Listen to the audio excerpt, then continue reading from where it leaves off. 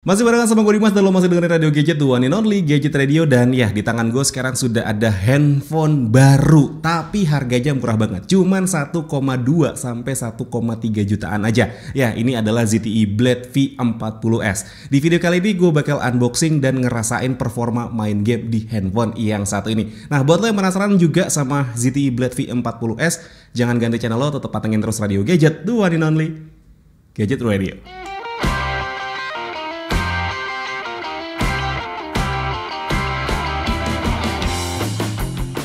Oke, teman-teman, jadi seperti ini ya penampakan box dari ZTE Blade V40s. Di bagian depannya ada tulisan V40s, ada tulisan ZTE, di bagian sebelah kirinya ada tulisan ZTE Blade V40s, di bagian sebelah kanannya ada nilai jual utamanya, dia sudah menggunakan Android 12. Terus juga layarnya di sini ada di 6,67 inci Full HD Plus dengan panel yang digunakan adalah AMOLED.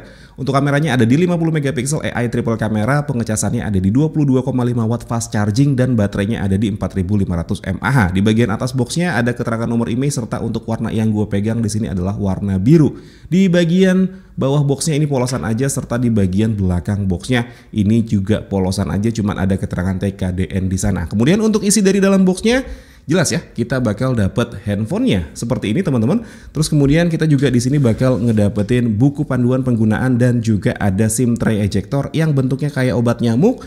Terus juga di sini kita bakal ngedapetin casing ya. Casingnya ini dia lumayan bagus teman-teman, karena dia di bagian belakangnya ini berbahan mika gitu ya. Terus kemudian di bagian sisi kanan kirinya berbahan jelly case yang dibikin frosted seperti ini. Terus kemudian kita bakal dapat kepala charger dengan output ada di 22,5 watt. Terus juga di sini kita bakal dapat kabel data USB Type A to USB Type C, dan di sini kita bakal dapat headset serta kita bakal dapetin dongle nih teman-teman. Dongle USB Type C to jack audio 3,5 mm, karena ya memang handphone ini belum ada jack audio 3,5 mm nya. Dan ya udah, kita langsung fokus aja sama handphonenya. Ini mau gue buka dulu ya handphonenya. Oke teman-teman, jadi seperti ini penampakan handphone dari ZTE Blade V40s-nya. Seperti yang bisa lo lihat di bagian belakangnya ini dia finishingnya dibikin dual finishing seperti ini ya. Yang di bagian sebelah kanannya ini agak dibikin frosted seperti itu. Terus kemudian di bagian yang sebelah sini itu dibikin agak sedikit glossy. Nah, di bagian belakang ini juga ada kamera, di mana kamera utamanya yang ada di atas ini punya resolusi di 50 megapiksel, serta untuk kamera yang dua lagi di bawah ini punya resolusi masing-masing ada di 5 megapiksel untuk makronya dan 2 megapiksel untuk depth sensor, serta ada satu buah LED flash di sana. Di bagian bawah sini juga ada tulisan ZTE model ZTE 9047. Di bagian sisi sebelah kanan handphonenya di sini ada tombol power yang berfungsi juga nih sebagai fingerprint. Terus kemudian di bagian sisi sebelah kirinya ini ada tombol volume suara. Ya, di bagian atasnya ada satu buah mikrofon, di bagian bawahnya di sini ada SIM tray yang kalau kita buka di sini untuk SIM tray-nya dia hybrid ya teman-teman, jadi lo harus pilih antara pakai satu dengan memorinya itu satu ya, ataupun juga dual SIM tanpa pakai memory card gitu teman-teman. Terus kemudian di bagian bawah sini juga ada USB Type C, ada satu buah mikrofon lagi dan juga ada grill speaker di bagian sana. Sedangkan di bagian depannya di sini ada layar dengan ukuran 6,67 inch dan juga ada satu buah kamera bagian depan yang sudah punch hole dengan resolusi ada di 8 megapiksel teman-teman. Dan yaudah, gue mau setup dulu handphonenya, nanti gue bakal balik lagi setelah handphonenya nyala. Oke teman-teman, jadi seperti ini penampakan awal dari ZTE Blade V40s-nya ya. Dan ya, untuk bezelnya seperti yang bisa lo lihat di sini, menurut gue dia tidak terlalu tebal, tapi ya nggak tipis-tipis banget ya, khususnya di bagian kanan kiri dan juga atasnya. Meskipun di bagian bawahnya atau dagunya ini masih tergolong cukup tebal teman-teman. Terus kemudian untuk layarnya ini dia kan menggunakan panel AMOLED dengan resolusi di Full HD Plus, tapi dia untuk refresh rate-nya maksimal cuman ada di 60 Hz aja, belum yang 90 atau 120 Hz. Nah, buat lo yang udah kebiasa pakai layar 90 atau bahkan di 120 Hz, menurut gue kalau lo pakai handphone ini jadi berasanya agak lemot untuk scrollingnya nih teman-teman. Terus kemudian hal pertama juga yang sudah gue daftarkan di handphone ini adalah fingerprintnya. Dan untuk kemampuan fingerprintnya sendiri menurut gue ini dia tidak terlalu cepet ya teman-teman, bahkan cenderung lambat kalau menurut gue. Karena pada saat jempol gue ini menyentuh area fingerprintnya, dia tidak langsung kebuka, nunggu sepersekian milidetik dulu baru layarnya bisa kebuka nih teman-teman. Nah, ada hal menarik juga yang sebenarnya pada saat gue nyalain handphone ini, dia punya satu fitur yang menurut gue ini gimmick tapi gue suka teman-teman. Jadi dia punya fitur yang namanya di sini kalau kita lihat lampu hidup teman-teman ya, namanya adalah lampu hidup. Jadi pada saat handphonenya ini dinyalakan atau misalkan seandainya ada telepon masuk, notifikasi masuk, atau handphonenya pada saat dicas gitu ya, dia akan menyala lampu di area ring kameranya seperti ini. Ya, ini karena lampunya terang jadi tidak begitu kelihatan ya untuk lampunya yang nyala di sekitaran area kamera bagian atasnya. Oke, seperti itu teman-teman. Ya, menurut gue sebuah fitur gimmick tapi gue suka teman-teman ya. Terus kemudian kita lihat dulu di sini tentang ponsel. Oke, untuk tentang ponselnya di sini dia menggunakan MyOS versi Android 12. Yang sayangnya teman-teman ya, dia tidak ada update lagi. Jadi mentoknya udah di Android 12 aja dengan tingkat keamanannya ada di 5 November 2022. Yang artinya cukup lawas nih teman-teman. Jadi kalau misalkan seandainya lo punya niat buat beli handphone ini dan dipakai di tahun 2024, ya cukup hati-hatilah ya gitu menurut gue, karena tingkat keamanannya itu udah lumayan tua nih teman-teman. Oke, di sini gue juga sudah install beberapa aplikasi untuk tahu spesifikasinya lebih lanjut dari handphone yang satu ini. Jadi handphone ini adalah ZTE Blade V40s yang menggunakan Uni SoC Tiger T618 ya. Dia punya inti core sebanyak 8 core, dia terbagi menjadi 2 cluster yang dibagi menjadi 2 kali 2 GHz Cortex A75 dan 6 kali 2 GHz Cortex A55 yang dia jalan di 64 bit serta dia punya fabrikasi di 12 nanometer. Terus kemudian untuk internal storage-nya dia ada di 128 GB yang sayangnya dia masih menggunakan eMMC aja. Untuk RAM-nya ada di 6 GB nih teman-teman. Dan bisa lo tambah juga sebenarnya untuk RAM-nya pakai virtual RAM sebanyak 5 GB, jadi yang bisa lo pakai itu totalnya ada di 11 GB. Cuman menurut gue mendingan nggak usah ditambahin karena dia internal storage-nya juga masih menggunakan eMMC, harusnya nanti speed-nya akan lebih turun kalau seandainya lo pakai virtual RAM-nya teman-teman. Terus kemudian untuk layarnya di sini seperti yang sudah gue sebutkan, dia punya resolusi di Full HD Plus 2400 x 1080 dengan kerawatan pixel ada di 395 ppi dan refresh rate-nya seperti yang bisa lo lihat di sini dia cuma 60 Hz aja teman-teman. Oke, untuk penyimpanannya seperti ini. Untuk kameranya dia di bagian belakang sini kameranya ada di 5 megapiksel yang tadi sudah gue sebutkan juga, dan ada 5 megapiksel untuk makro dan juga ada 2 megapiksel untuk depth sensor. Untuk baterainya juga cukup disayangkan teman-teman, di mana di tahun 2022 banyak handphone yang sudah menggunakan kapasitas baterai di 5000 mAh, tapi di ZTE Blade V40s ini dia masih menggunakan 4500 mAh aja. Sedangkan untuk sensornya menurut gue ini cukup lengkap ya teman-teman. Untuk sensornya ada accelerometer, terus juga ada sensor cahaya, ada proximity, ada magnetometer dan juga ada gyroscope. Yang sayangnya untuk gyroscope-nya dia ini masih software, jadi belum hardware ya teman-teman. Oke, terus kemudian di sini gue juga sudah install aplikasi AnTuTu Benchmark, ada DRM Info dan juga ada CPU throttling dan juga ada game Mobile Legends di sana. Untuk DRM Info di sini gue pengen lihat ya kemampuan untuk memutar video Netflix. Ternyata dia di sini cuman ada di L3 aja, yang artinya lo cuman bisa mutar video ada di SD 480 pixel kalau nggak salah. Dan ya untuk skor AnTuTu-nya sendiri juga di sini yang tercatat yang sudah gue lakukan adalah di 225 ribuan poin.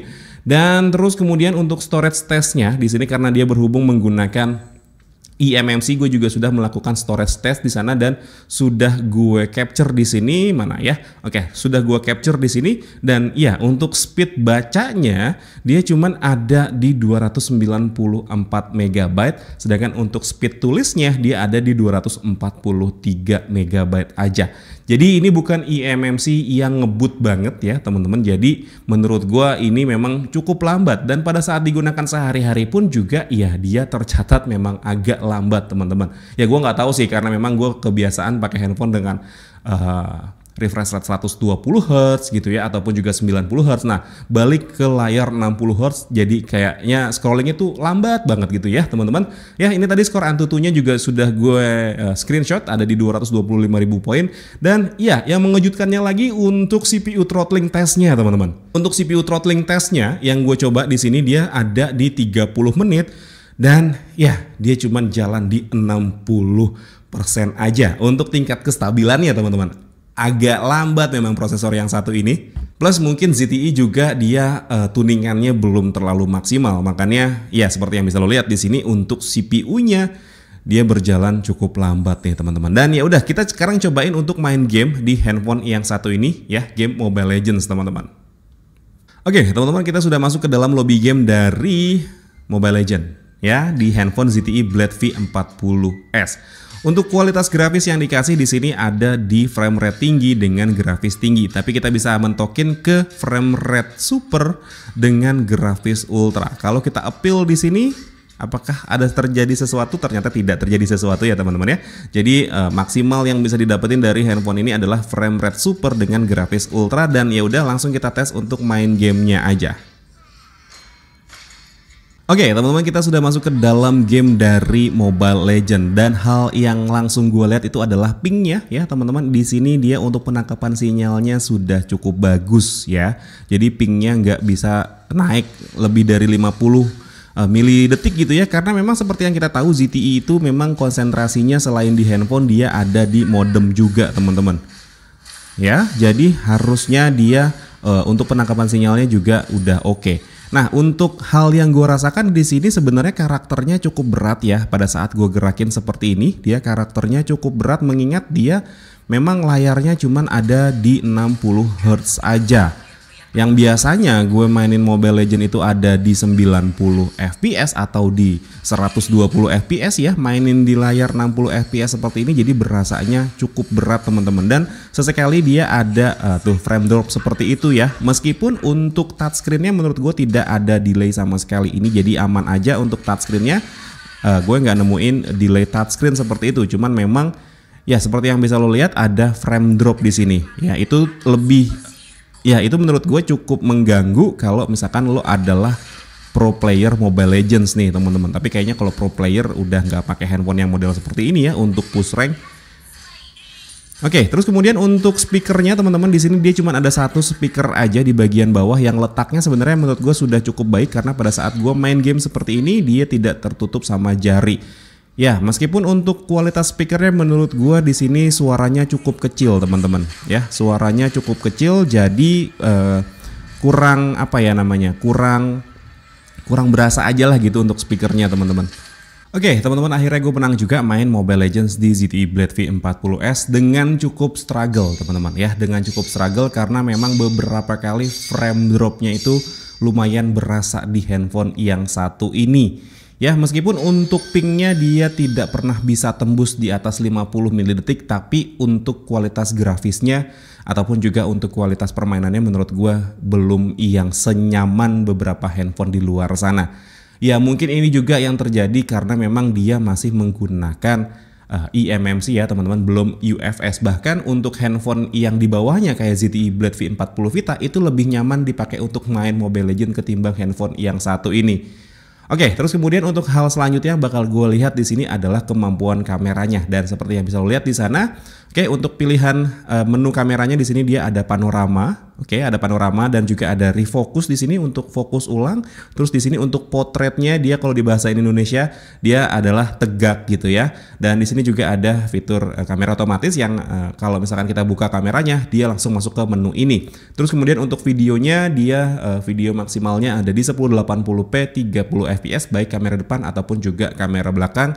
Tapi dia juga ada fitur Pro-nya atau manual yang kita bisa atur mulai dari autofokusnya, ada ISO-nya dan juga ada white balance-nya di sana, serta di sini ada lainnya yang kalau misalkan kita klik atau kita pilih lainnya di sini ada menu 50 megapiksel, ada juga mode malamnya di sana ya teman-teman. Dan berikut ini adalah hasil kamera dari ZTE Blade V40s.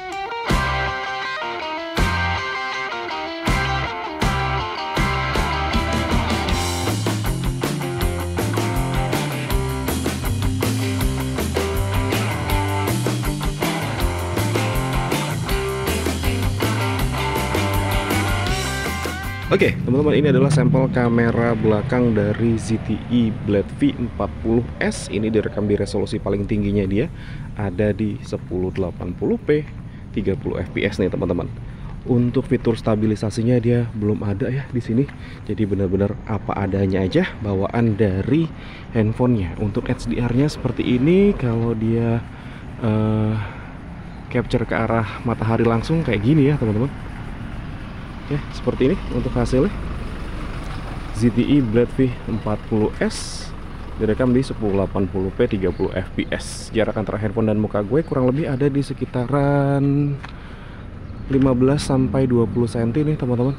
Seperti ini sampel pickup audionya. Oke teman-teman, ini adalah sampel kamera depan dari ZTE Blade V40S direkam di resolusi yang sama 1080p 30 fps ya. Jarak antara handphone dan muka gue kurang lebih ada di sekitaran 40-50 cm. Untuk HDR-nya seperti ini.